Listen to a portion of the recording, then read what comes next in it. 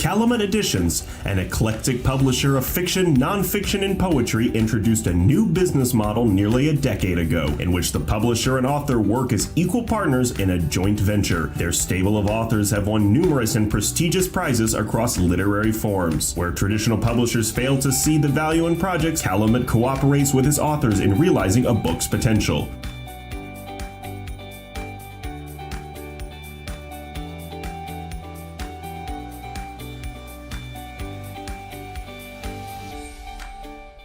Welcome to Writer's Corner. Alan Miller with you once again, and we have a return guest, probably one of the most prolific writers, a man who's got 3 books coming out next year, has had 2 books coming out this year. Welcome, Matt Goldman. Thank you, Alan. He's got an Emmy. He wrote for television, and he's available to be a DJ or something. Yeah, my DJing days are over. Now, you started out in Minnesota. Yep. You went to Hollywood. You tore it up. You came back. Yeah, no, I wrote television comedy for 30 years. I started in my mid-20s. And then in 2015, I wrote my first novel. I was still working in television. It was published in 2017. And this is now my 9th novel. Yeah, so very happy in the book world. Now, you have a very unique and really interesting lead character in this series. Yeah. Which is Nils Shapiro. Nils Shapiro, yeah. So tell us about Nils Shapiro. Nils Shapiro is a private investigator. He was a cadet at the Minneapolis Police Academy. He did not go on to be a police officer. The structure and pecking order in a formal organization like that wasn't for him. And he has made his life as a private investigator, and I have followed him in real time since 2017, when my first book, Gone to Dust, came out. I wrote 4 Nils Shapiro books, and then my publisher asked me to write some standalones, so I did, 4 completely different books. But I bring him back in a few chapters of a book called The Murder Show, and that teases Nils' return. So here he is back again, and he will be back again next year in a new book. It's really interesting the way you have done that. And you have 3 books coming out with 3 different publishers next year. Yeah.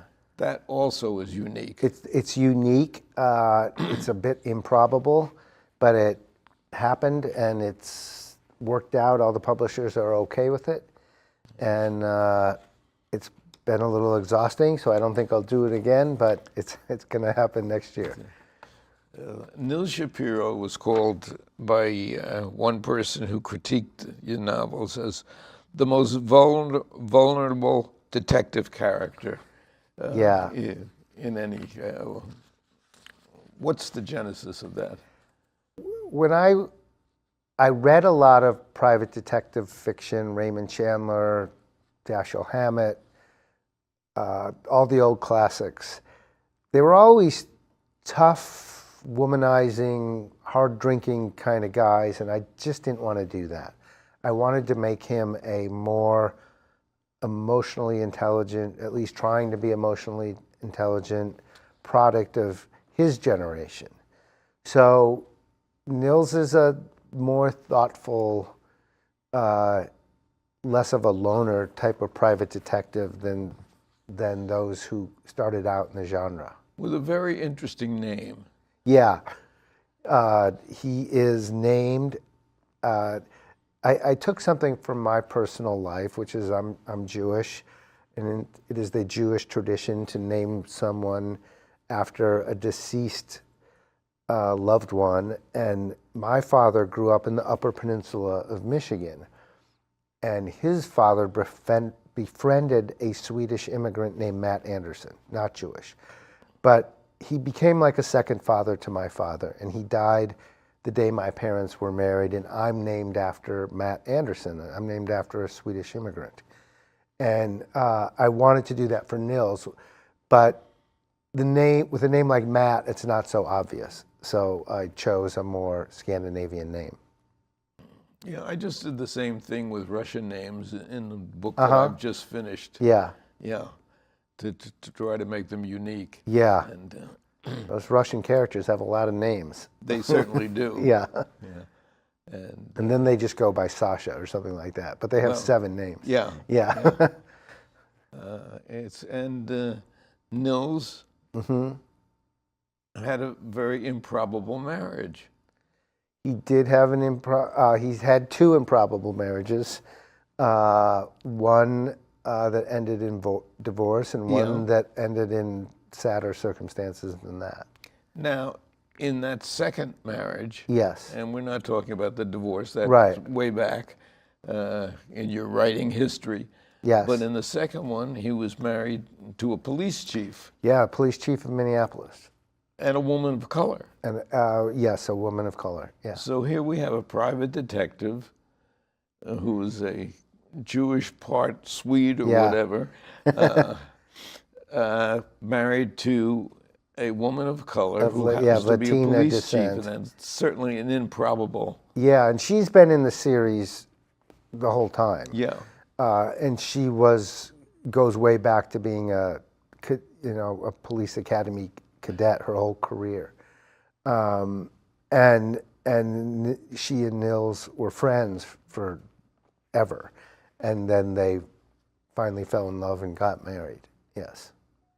Now, the murder show, which we haven't displayed here, right, is a Nils. It's really a standalone that Nils Shapiro has a part of. He's in a few chapters. Yeah. Yes.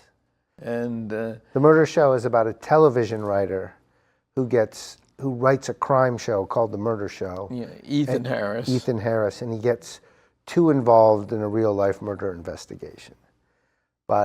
And as that is happening, he works on the coast, but he's home visiting his parents, and he gets caught up in something, and his parents know Nils's parents.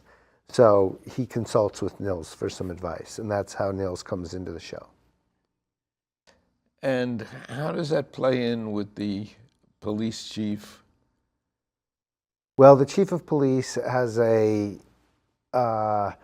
complicated situation on her hands, and it involves a local task force that includes the FBI and the Drug Enforcement Agency, and it's a big mess. And how it ties in mostly, at least for Nils, is because his wife is the chief of police, he can't work very much as a private investigator. There's too many conflicts of interest. So he is basically, for the 4 years I was writing standalones, Nils has basically been a stay-at-home dad. So, and then events bring him back into the world of private investigation. Now, I won't give away the ending of that one because it would spoil the book, but it's certainly worth reading. Yeah. And Nils moves from that one, where he only has he's only in a few chapters, and then he's back narrating his own book. Into dark humor. Yes. And dark humor is about? Dark humor is a little different than my other books. My other books are all mysteries.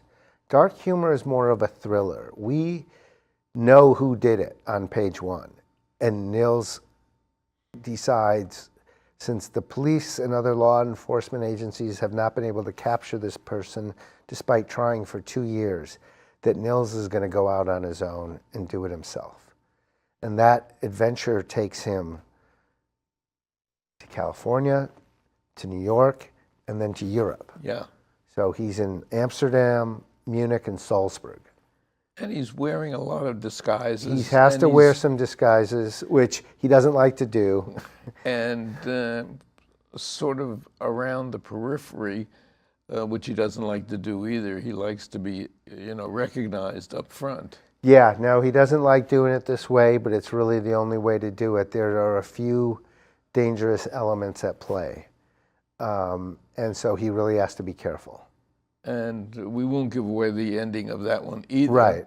But in cases where the bad guy, quote, Yes. the antagonist, gets away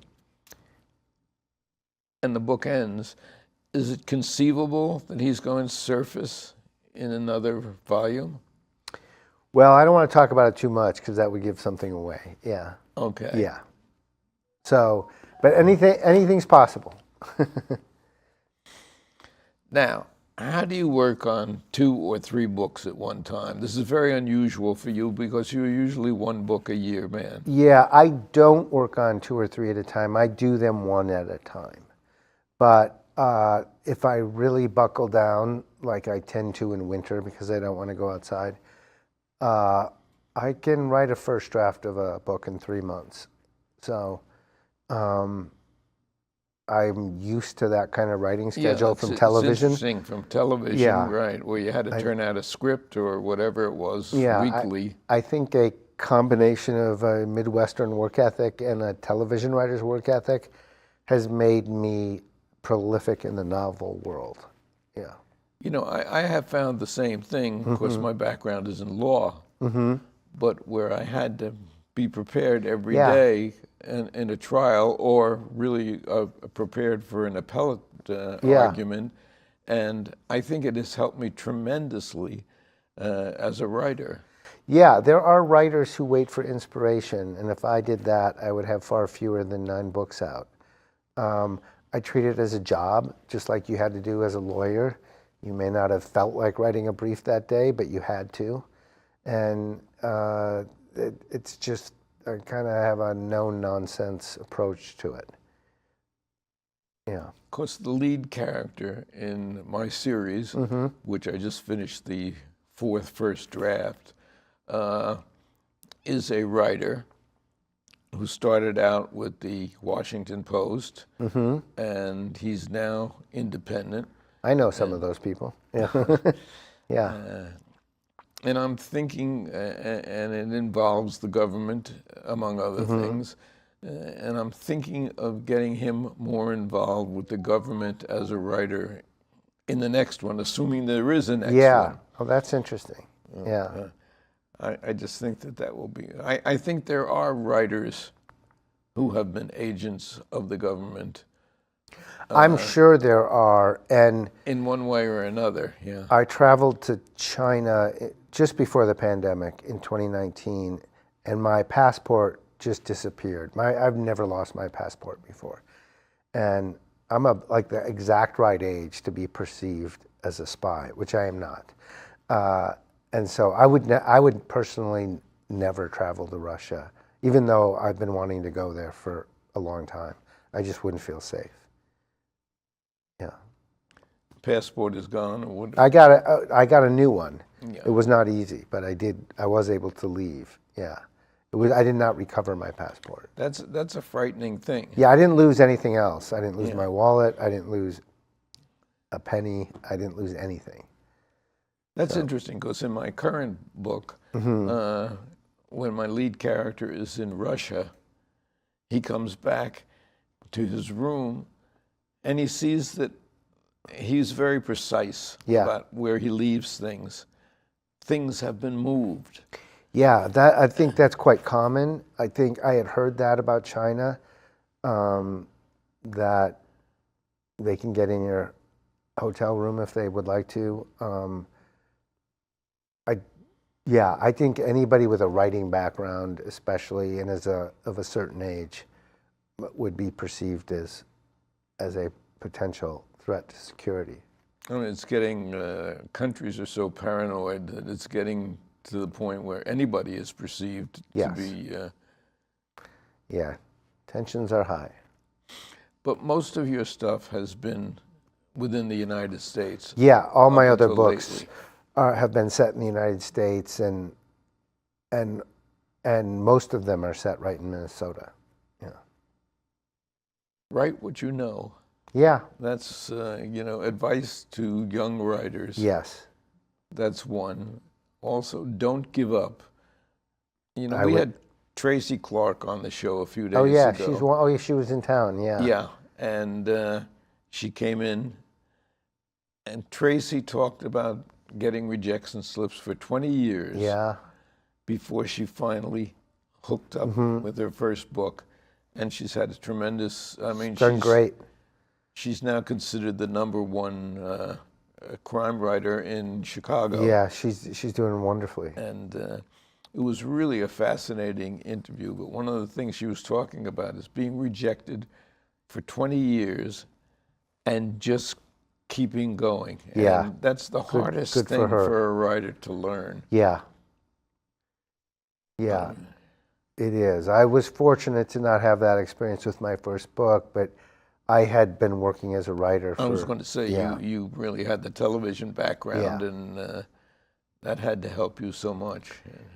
It helped me learn how to write, that's for sure. It didn't help me how to learn how to write prose, but it helped me learn how to write characters and dialogue and create a series and arc relationships and do things like that.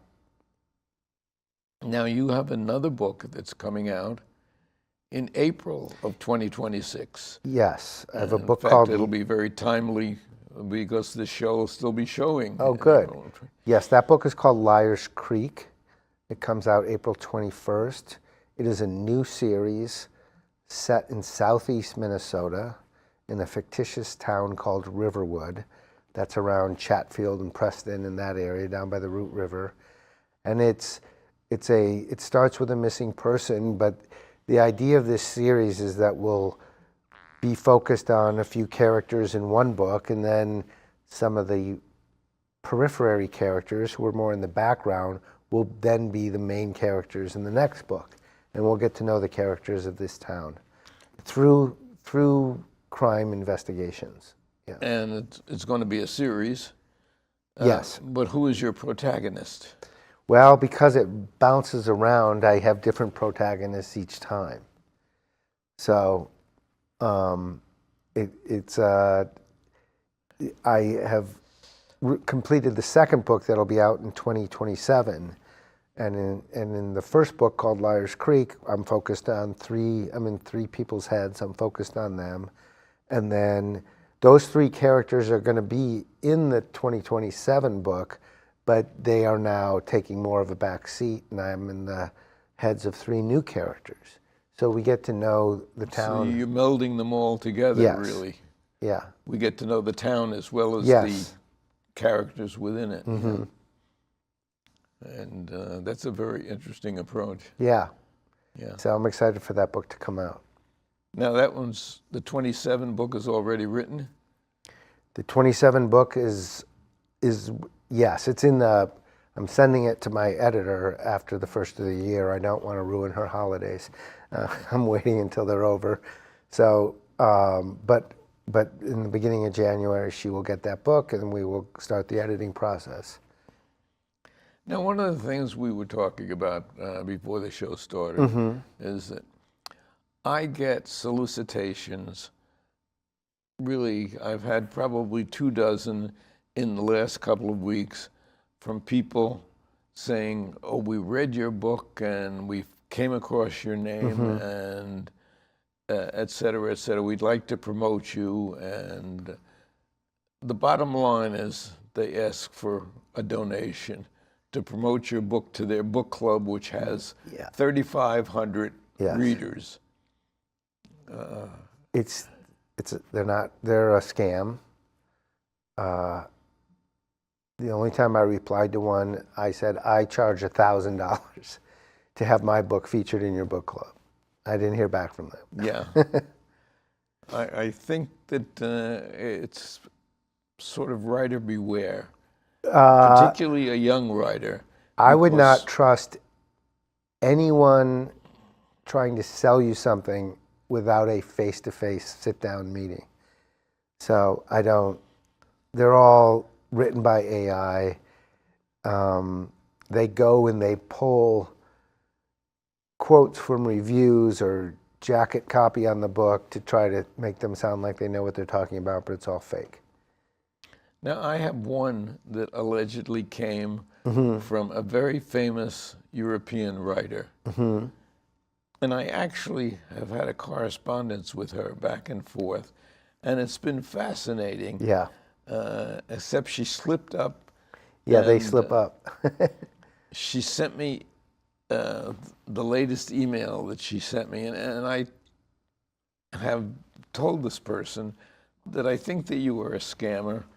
I don't think that you were really this person, Yeah. and et cetera. And I got this email to Dear Neil. Well, I'm not Neil. Yeah. So Well, that's just my attitude about the internet in general. I don't believe anything that's on there, whether it's in an email or a good philosophy. or social media. I don't believe any of it. Yeah. Does AI get involved with you in any way, or do you involve yourself with AI in any way? I don't use it at all when I write. I don't foresee that I would ever use it when I write. And it's, first of all, I write because I like writing. So I don't see any advantage to ever using it. And I just think that, like with everything in life, shortcuts don't usually work out for the best. I think writing is very cathartic, at It least is. for me. I agree. Yeah. Yeah, I get a lot of joy and satisfaction and I think personal growth out of writing. So why would I want to turn it over to a computer? It's cheaper than therapy also. Much cheaper than therapy. Writers and dogs or cats. Yeah. Writers and pets. Writing and pets can do a lot for you. Yeah, I have a dog and named after my own dog who died a year Yeah. ago in my latest book. Oh, And, nice. She's been in several earlier I books. do that in Liar's Creek. I name a dog after a dog who recently passed away. And, dog people are good people. Absolutely. And, I miss her every day. Yeah, I do too. I miss mine quite a bit. Yeah. But so tell us about the next one that's coming out this year, the next Nils Shapiro. Well, that's coming out next year. Dark Humor came out just in December of 2025. The book that's coming out next year is Nils gets involved in a regular private investigation case again. So while Dark Humor is steps to the side of what I've done mostly, it's a thriller, not a mystery, I go back to the mystery genre where Nils has taken on a case where a woman has been accused of murder and it looks like an open and shut case, but they've hired Nils as a... And how does he get involved in it? Well, the lawyer that woman has knows Nils, so she suggests bringing him on, and it's kind of a last-ditch attempt to find who else might be responsible for this murder. You know, as you're reading the newspapers every day, and I read a lot of newspapers every day, my morning, as opposed to Tracy Clark, who gets up at 5:30 in the morning and she writes from 5:30 to 8. Yeah. And then she goes to the Chicago Tribune where she's an editor. Yeah. Amazingly, I don't know how she does it. And I don't know what you follow. That's what I did for a few years. When I was still writing television, I would get up very early and work on my books. What's my... your modus operandi now? Oh, for how I work? Yeah. Yeah, I don't get up as early as I used to, but I will, like today I did. I got up at 4:30. I just woke up. I get up when I get up. It's usually no later than 7. And I just start working. I take a break by walking. I still have one dog. I take her for a walk. And I go by a word count. And sometimes it takes 3 hours to hit that word count. And sometimes it takes 12 hours. So I just do it until it gets done. What's your daily word count? Well, it depends on where I am in the book, but between 1,500 and 2,000. And I've had days where I write... at least 4 pages. Yeah, probably. I don't think about it that way, but probably, yeah. My books tend to run between 80 and 90,000 words. So, and once in a while I'll get stuck and I won't get that word count done, but I'll get something done that day. But it doesn't happen very often. See, I write afternoons. Yeah, everyone has their own time. And maybe evenings infrequently. And I know people But who write in the middle of the night. I Yeah. spend the morning because I try to write on a social issue and turn it into a novel. Yeah. And so I will read 3 papers in the morning plus have the Washington Post online. And it takes up the whole morning. Yeah, it probably does. But you have to find what you want to write about. The only right way to do it is the way that works for you. So I say that to aspiring writers all the time. That's another thing that young writers, and I know we have young writers who watch this program, should know, that these books that tell you you have to do it this way are completely erroneous because you have to do it the way it works for you. Absolutely. We all work a little differently. Some people outline extensively. Some people, like me, don't outline at all. Do you outline? Not at all. And I don't either. Not even a little use bit. bullet points. Yeah, I don't even do that. But it's, but there's everything in between. So there's all sorts of ways to do it. And the important thing is doing it. Because it is kind of a butt-in-a-chair job, and you just have to do it till it gets done. You have to learn to do it your own way. Yeah. And you have to be persistent. You can't, as I did when I was younger, you can't take the rejection personally. No, not at all. You can't take it personally. The list of the most famous authors who they all have the files of rejection letters like everybody else.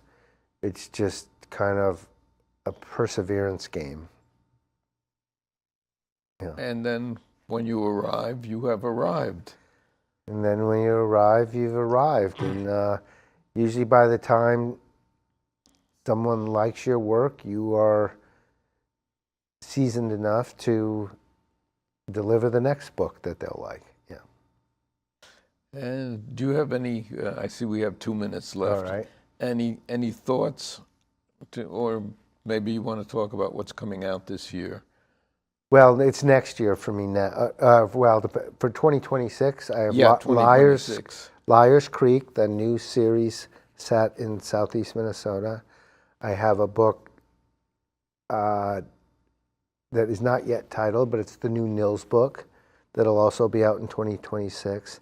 And then I have a historical novel called The Prohibited that will also be out in the fall of 2026.